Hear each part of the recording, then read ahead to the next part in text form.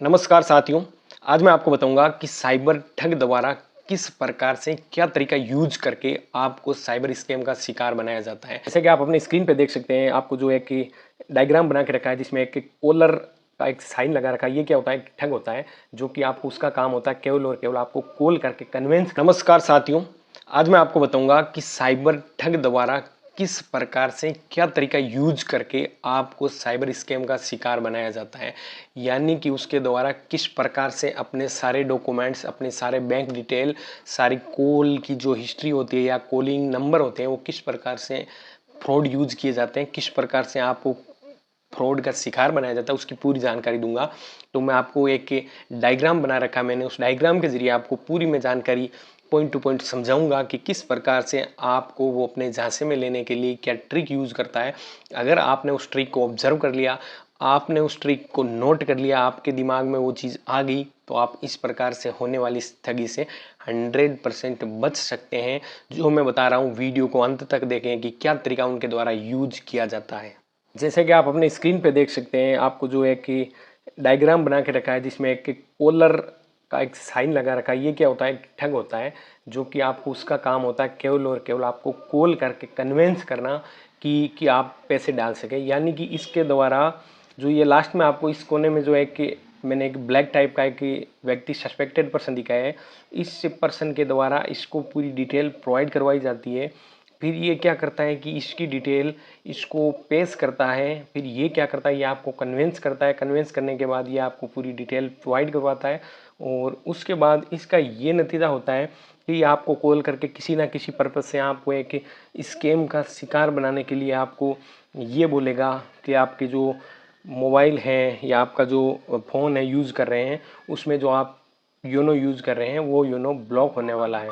तो अगर आप उसको ऑन रखना चाहते हैं तो आप इसके लिए आपको जो हम डिटेल दे रहे हैं उसको आपको क्लियर करना पड़ेगा। उसके बाद ही आप आपका योनो यूज़ कर पाएंगे, और उसके बाद असली खेल शुरू होता है, जो कि ये ठगू द्वारा जो मैंने ये बैंक के सिग्न दिखा रखे हैं ये होते हैं कि इसके द्वारा कॉल करके आपको कन्वेंस किया जाता है। कन्वेंस करने के बाद आप क्या करते हैं, फिर इसके कहे अनुसार किसी ना किसी तरीके से गलत तरीके से जो पैसा होता है वो पैसा आप इस फर्स्ट जो बैंक दिखाया जा रहा है इसके अंदर आप ट्रांसफ़र कर देते हैं। फिर जो इस बैंक का होल्डर होता है, जो होल्डर अलग होता है, ये बैंक का खाता पूरी तरीके से किसी से लिया जाता है, उसका पैन कार्ड, उसका आधार कार्ड और उसकी जो जानकारी लेके यह क्या करते हैं, ओटीपी से अपने पास एक्सेस ले लेता है। जो ये बंदा होता है ब्लैक वाला, ये उसका पूरा एक्सेस ले लेता है। उसके बाद इनके द्वारा क्या किया जाता है कि ये जैसे ही आप ये आपको कन्वेंस करेगा, आप फर्स्ट अकाउंट में पैसे ट्रांसफ़र करेंगे, तो जो ये बंदा होता है उसके द्वारा तुरंत उस पैसे को सेकंड अकाउंट में ट्रांसफ़र इस पर्पज़ से कर लिया जाता है कि पीछे से पुलिस रिपोर्ट हुई या कोई दूसरी रिपोर्ट हुई तो ये पैसा होल्ड नहीं हो जाए, उसके कारण इसके द्वारा पैसा पूरा का पूरा इस सेकंड अकाउंट में ट्रांसफ़र किया जाता है।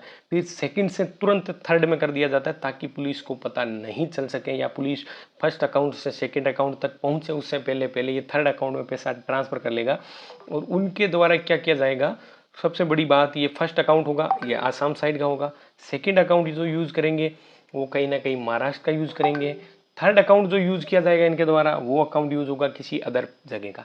यानी कि आप या पुलिस जब तक इन अकाउंट की जानकारी प्राप्त करेगी तब तक ये पैसे विड्रॉल करने के लिए जो थर्ड अकाउंट में डाल के एटीएम से पैसा कहीं ना कहीं से विड्रॉल कर लिया जाता है।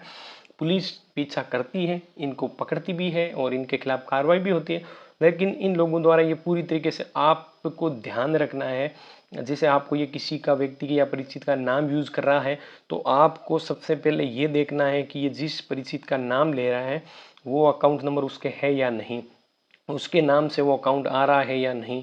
अकाउंट की बैंक की आईएफएससी कोड के बारे में आप पूछताछ करें कि भाई आपके बैंक का आईएफएससी कोड क्या है। और फिर अगर आपका परिचित कहीं किसी जगह का रहने वाला है और आपको आपके डिटेल के बारे में बोल रहा है कि मैं आपसे पैसे की मुझे चाहिए, ज़रूरत है, तो आप उससे वेरीफाई कीजिए कि भाई आपके बैंक का अकाउंट नंबर और आईएफएससी कोड मुझे सेंड कर दीजिए।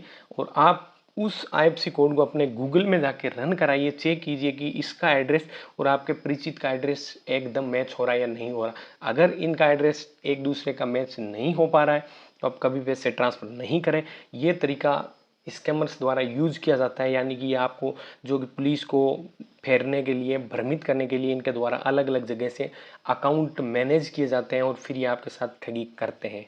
दोस्तों, आशा करता हूँ कि जो मैंने तरीका बताया वो तरीका आपके समझ में आया होगा कि इस प्रकार से अगर आपके पास कोई कॉल या मैसेज आता है तो आप उसको इग्नोर करना है।